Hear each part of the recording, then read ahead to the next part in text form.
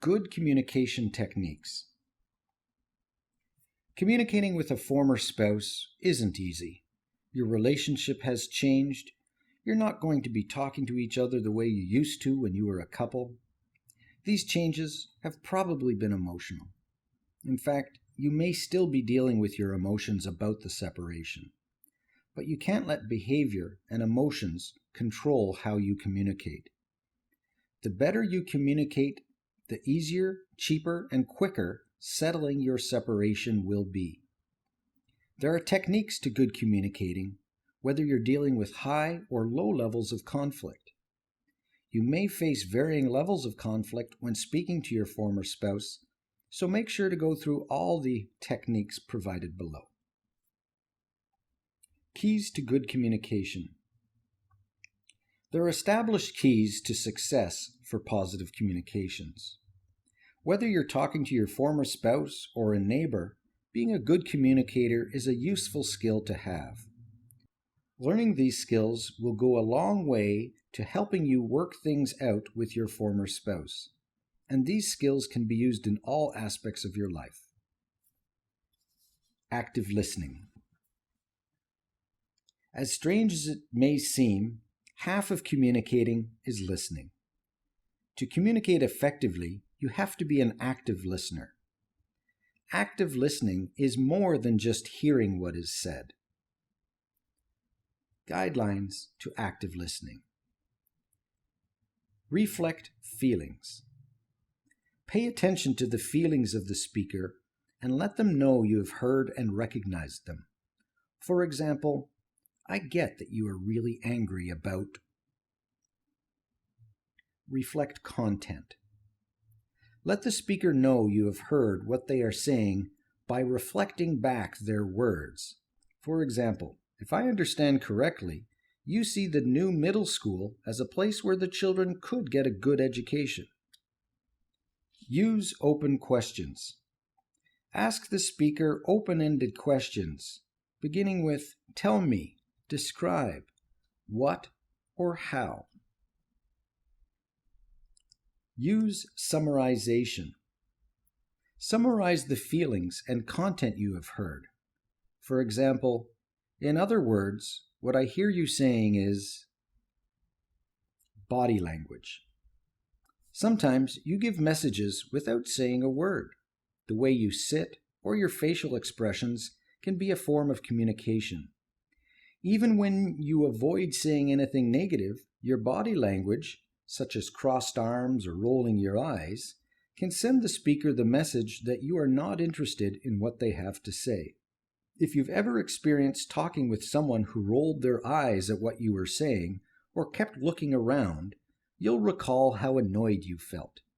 So pay attention to your body and don't let your body language undercut your efforts to communicate positively. Review this table to learn more about negative body language that you should avoid. Fidgeting. The message it sends is that you're nervous, annoyed, or bored. Eye contact sends the message that you're annoyed, uncertain, insecure, or frightened.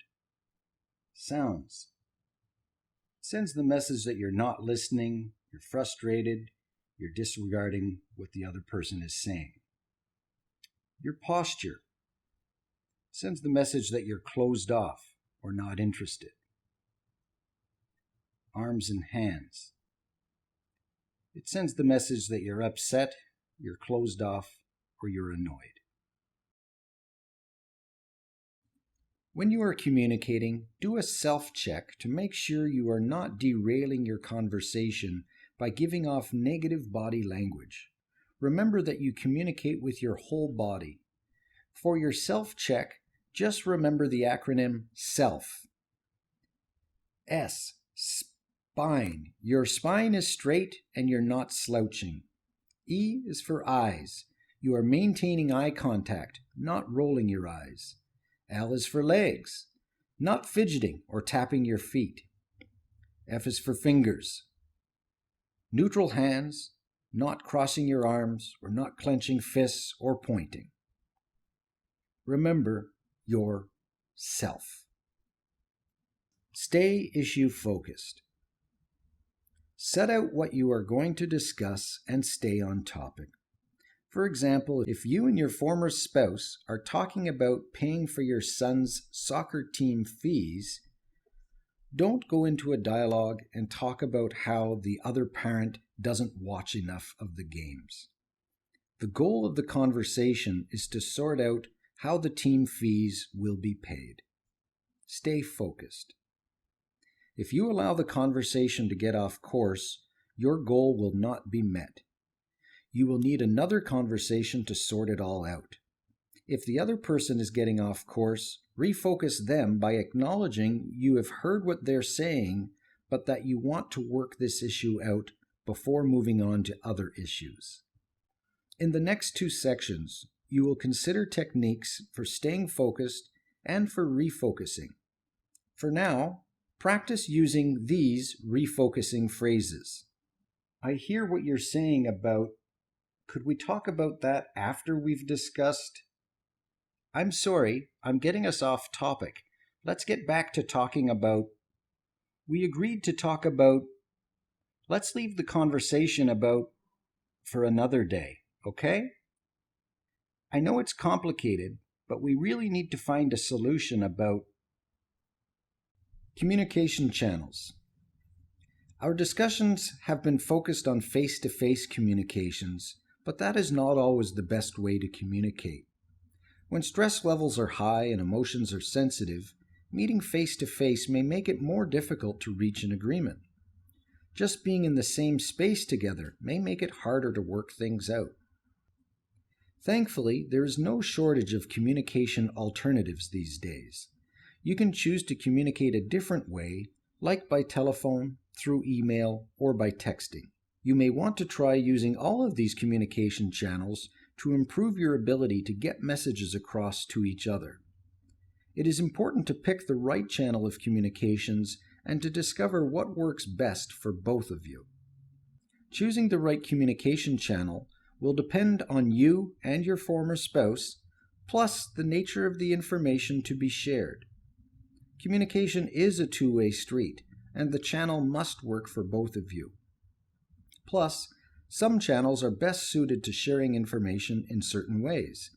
Some conversations might be best face-to-face, while others are better through a phone call, an email, or a text message. For example, you might consider setting up a phone meeting to talk through different issues. If there are a lot of emotions attached to a particular topic, it might be easier to talk about it over the phone.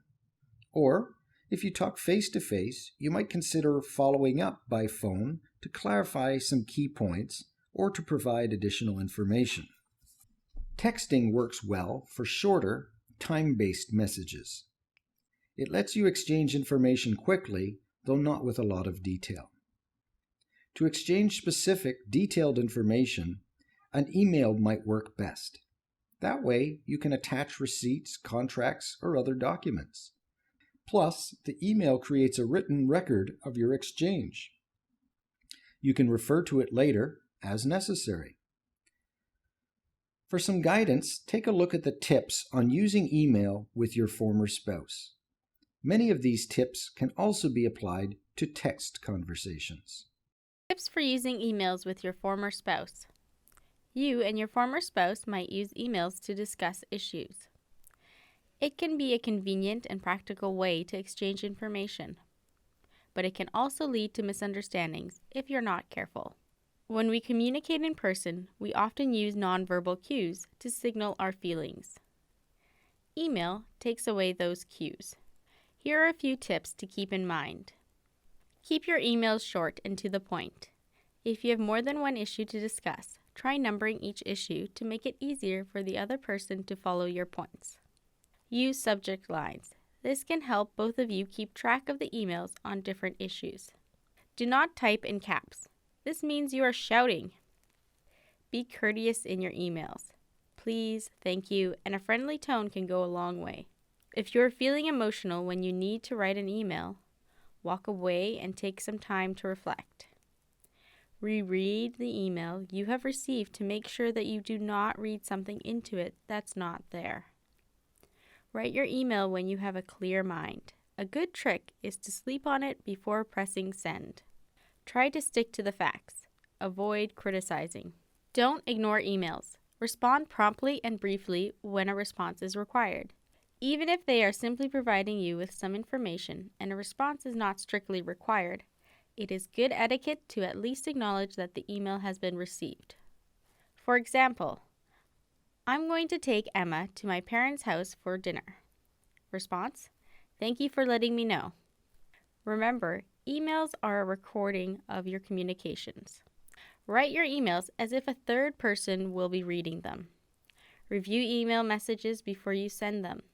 Consider how your words will impact your former spouse. Does your message minimize conflict and support positive dialogue?